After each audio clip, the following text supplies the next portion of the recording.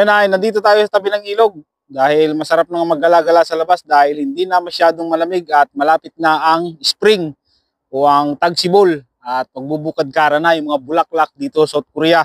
Ang video ko ngayon ay para sa mga buhay-buhay ng ating mga kababayan dito sa South Korea. Makichismis tayo, no? Chismis muna tayo. Sabagay sa pamumuhay ng mga OFW dito sa South Korea ay sa totoo lang, ayaw naman tayo pakialam dyan. At buhay nila yan, wala tayong magagawa dyan kung ano yung gusto nilang gawin. Kaya lang, siyempre, kailangan din nating malaman yung mga hindi magandang nangyayari. Para hindi, magay yung mga papunta pa lang dito sa South Korea, para hindi nila pamarisan yung mga ganong nangyayari. At minsan kasi yung iba, nakakalimutan na nila yung pamilya nila na iniwan sa Pilipinas pag nandito na sa South Korea at puro liwaliw ang ginagawa at nakakalimot. Lalo na pag nakakainom ng alak. At itong ang chismis na ito ay may nag-request na isa nating kababayan na gawang ko raw ng video. Sa totoo lang ay wala naman tayong pakialam dun. Kumbaga sa akin lang, kaya ako kahit papaano ginawan ko ng video ito dahil para malaman ng iba nating kababayan na at parang babala na rin sa inyo na huwag niyo tutularan yung mga ganyan dahil pangit yung ganyan. Nakakalimot sa pamilya. At lalong-lalo dito yung mga kababayan natin na babae na napapabalita dito. Napapabalita dito na kahit asawa na ng Koreano, ang ibig sabihin kasi ng yung F6 visa ay kung babae ka at nandito ka sa Korea, ang F6 visa holder na babae dito sa South Korea ay asawa yan ng Koreano. At ito yung isang pinagpiestahan ng mga vlogger sa Facebook, pati ako nakisawsaw na rin. Yun ay may vlogger daw na taga Daegu na nakabuntis ng F6 visa na Pinay. Ibig sabihin F6 visa, asawa ng Koreano yan, F6 visa holder. At nabuntis nga daw ng isang vlogger,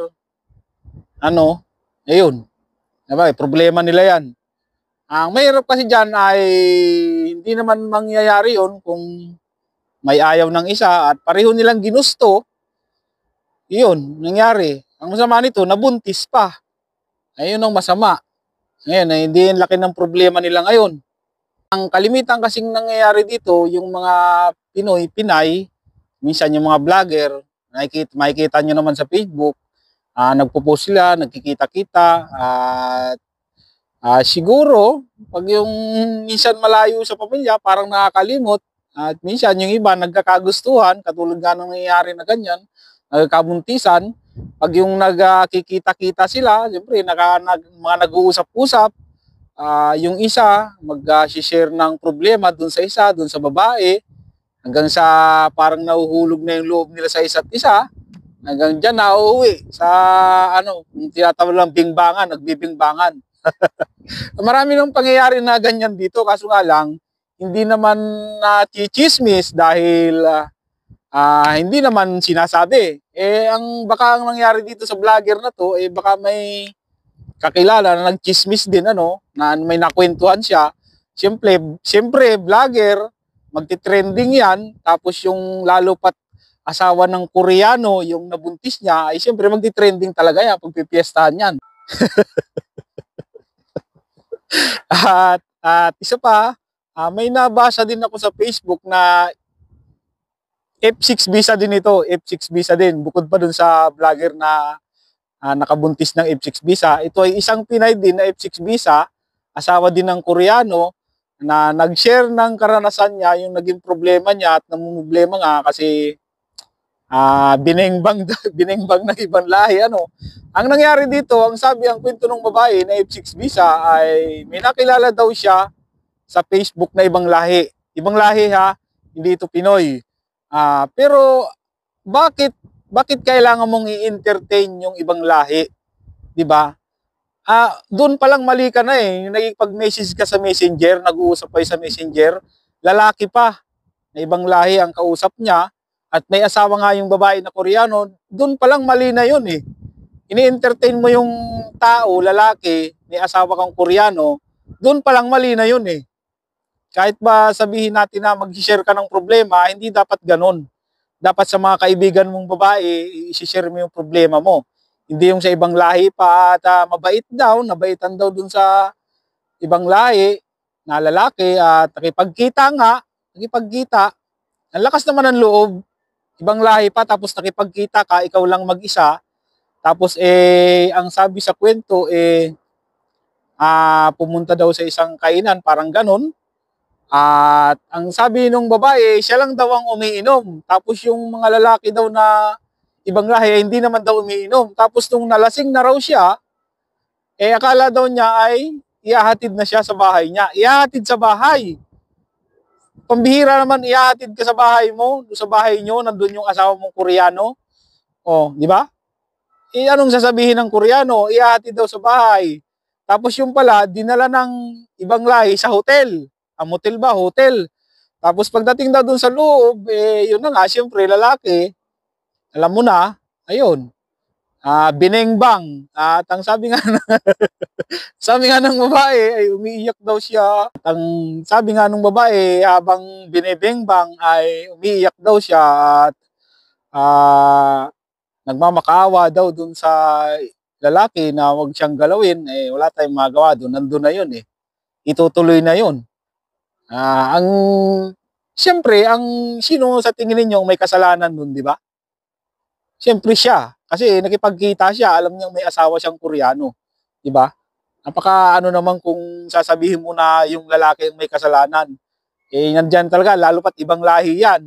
Yun ang pagkakamali ng Pinay. Nakipagkita siya, tapos uminom pa siya. Alam naman niyang delikado, hindi naman niya kilalang masyado yung mga tao na yun. Ba't niya ginawa yun? Siyempre, siyang may mali doon. Yung iba kasi dito, pumunta dito para hindi naman magtrabaho Yung iba dito, ang napapansin ko, parang pumunta dito sa Korea para magliwaliw lang. Tapos yung iba pa, sa lalaki naman, iniiwanan yung pamilya sa Pilipinas. At yung isang nabasa ko, hindi na raw nagsusustento sa pamilya. At yung asawa at yung mga anak ay bilinak sa Facebook para hindi siya mapuntak. Ay grabe naman yun.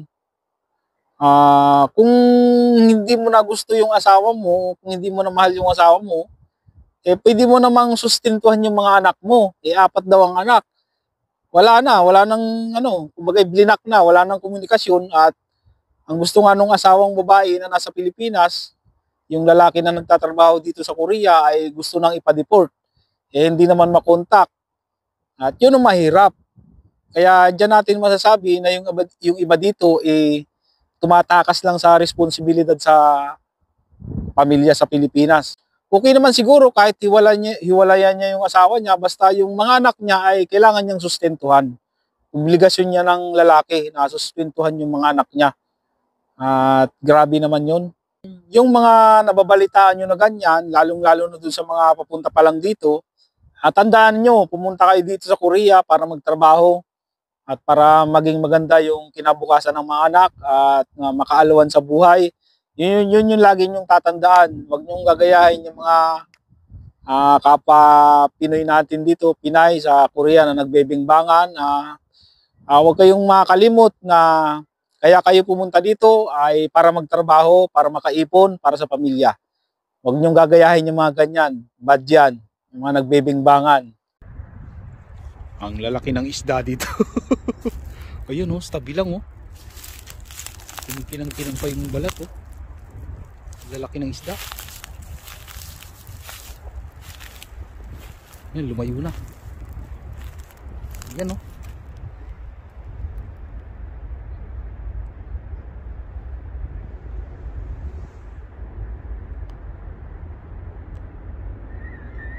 laki